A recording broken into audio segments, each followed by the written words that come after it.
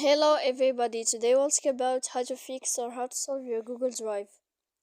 To know how to find a solution about Google Drive, you should just go to settings. Here we click apps, default apps, app settings. As you see in this list, you'll enter to Drive. Here in this page, we click on first stop and we click OK. After that, we click storage. Here we click clear cache. And in the end, you can turn off your Wi-Fi and you can wait a moment to turn on your Wi-Fi again to fix that problem you have on your Google Drive. So please don't forget to support us by like and subscribe.